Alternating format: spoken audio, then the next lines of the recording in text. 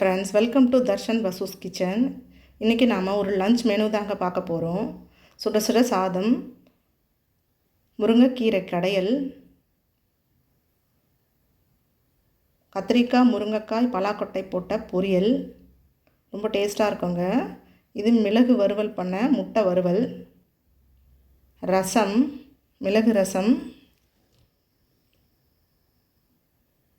முருகலான தோசை அதுக்கு தொட்டுன்னு சாப்பிட்றதுக்கு, சுட்ட தக்காளி தேங்காய் சட்னிங்க. சுட்ட தக்காளியை வச்சு ஒரு தேங்காய் சட்னி இன்றைக்கி பண்ண போகிறேன். ஒரு தக்காளியை நம்ம எடுத்துக்கணும். ஒரு அரை முடி தேங்காய் துருகி வச்சுருக்கிறேன். பொட்டுக்கடலை ஒரு 1/4 கப்பு, 3 வரமிளகா, 3 பல் பூண்டு, தாளிப்புக்கு கருவேப்பிலைங்க. ஃபஸ்ட்டு இந்த தக்காளி நாம் அடுப்பில் வச்சு சுட்டு எடுத்துக்கலாங்க. அதுக்கு ஒரு கம்பியில் தக்காளியை நம்ம குத்தி அடுப்பில் வச்சு சுட்டுக்கணுங்க. ஒரு பக்கம் வெந்த உடனே திருப்பி வச்சு ஃபுல்லாக கருக விட்டு நல்லா சுடணுங்க. தக்காளி நல்லா வேகணும். இது கூடயே ஒரு 3 காஞ்ச மிளகாவையும் கம்பியிலே குத்தி நம்ம நல்லா சுட்டுக்கணுங்க. சுட்டதுக்கப்புறமா தக்காளிக்கு மேலே இருக்கிற அந்த தோலெல்லாம் நம்ம எடுத்துக்குவோங்க. தோல் எடுத்தால் அது கையோடவே நல்லா வந்துடும். அப்புறம் அந்த தக்காளியை நம்ம கட் பண்ணி சட்னிக்கு நம்ம யூஸ் பண்ணிக்கணுங்க. இப்போ துருக்கி வச்ச தேங்காவை நம்ம சேர்த்துக்கிறோம் ஜாரில், மிக்ஸி ஜாரில்.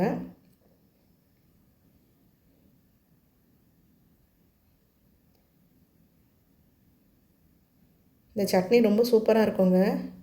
இதுக்கு காரம் கொஞ்சம் தூக்கலாக இருந்தால் இன்னும் நல்லா இருக்குங்க. நான் 3 மிளகா வச்சுருக்கிறேன். நீங்கள் உங்களுக்கு தேவைப்படுற காரத்துக்கு ஏற்ற மாதிரி வச்சுக்கோங்க. தக்காளியை சேர்த்துக்குவோம். 3 பல் பூண்டும் சேர்த்துக்கிறோம். இதில் நார்மல் தேங்காய் சட்னியை விட இந்த சுட்ட தக்காளி தேங்காய் சட்னி ரொம்ப சூப்பராக இருக்குங்க. நீங்கள் ட்ரை பண்ணி பாருங்கள். இப்போ நம்ம தண்ணியை ஊற்றி அரைச்சி எடுத்துகிட்டு வந்துடுவோங்க. இப்போ தாளிப்பு கரண்டி வச்சுருக்கிறேன்.